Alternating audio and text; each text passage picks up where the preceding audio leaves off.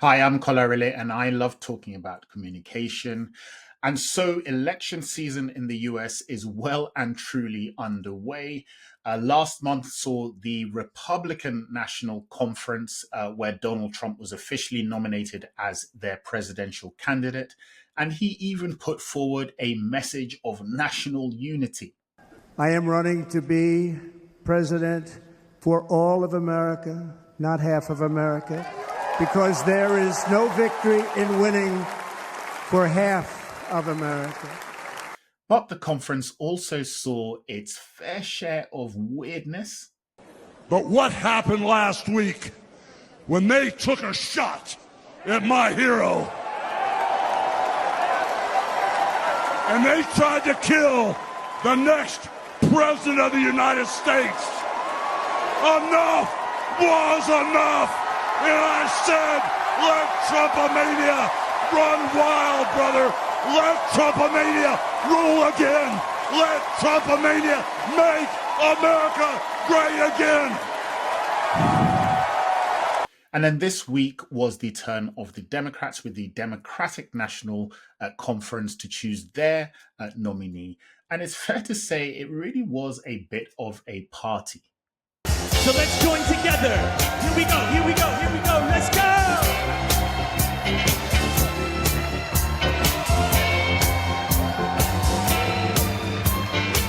Now, I'm not sure that kind of party triumphalist tone really will go down with the rest of the country who are struggling with their bills and with their life and financial circumstances. But you cannot deny that it was a really good vibe, which I think was the effect that they were going for.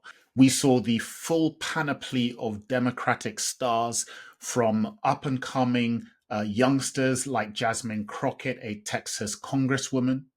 She became a career prosecutor while he became a career criminal. With 34 felonies, 2 impeachments, and 1 porn star to prove it. To the old stalwarts like Bill and Hillary Clinton. There's a lot of energy in this room, just like there is across the country. Joe Biden reminded us why it really was a good idea that he stepped aside out of the race for Kamala Harris. And in the process, reducing carbon emissions. And we're seeing to it that the first beneficiaries of environmental initiatives are those fence-lined communities that have been smothered by the legacy of pollution. Barack Obama absolutely roasted Donald Trump. Here's a 78-year-old billionaire who has not stopped whining about his problems since he rode down his golden escalator 9 years ago. It has been a constant stream of gripes and grievances that's actually been getting worse now that he's afraid of losing to Kamala. There's the childish nicknames, the crazy conspiracy theories, this weird obsession with crowd sizes.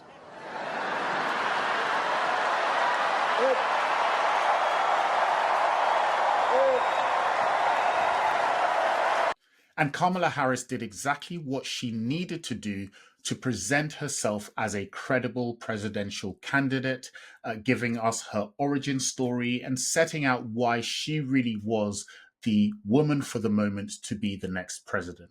And so, on behalf of the people, on behalf of every American, regardless of party, race, gender, or the language your grandmother speaks, on behalf of my mother and everyone who has ever set out on their own unlikely journey, on behalf of Americans like the people I grew up with, people who work hard, chase their dreams, and look out for one another, on behalf of everyone whose story could only be written in the greatest nation on earth, I accept your nomination to be President of the United States of America.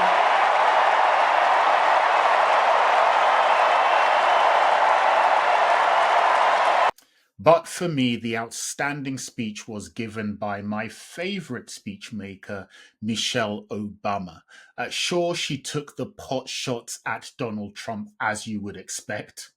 If we bankrupt a business or choke in a crisis, we don't get a second, third, or fourth chance. If things don't go our way, we don't have the luxury of whining or cheating others to get further ahead. No. We don't get to change the rules so we always win. If we see a mountain in front of us, we don't expect there to be an escalator waiting to take us to the top. No. But there was one element of her speech that for me really stood out and took it above all the other speeches that we heard throughout the conference. Don't just sit around and complain. Do something. So, if they lie about her, and they will, we've got to do something. If we see a bad poll, and we will, we got to put down that phone and do something. If we start feeling tired, if we start feeling that dread creeping back in, we got to pick ourselves up, throw water on our face, and what?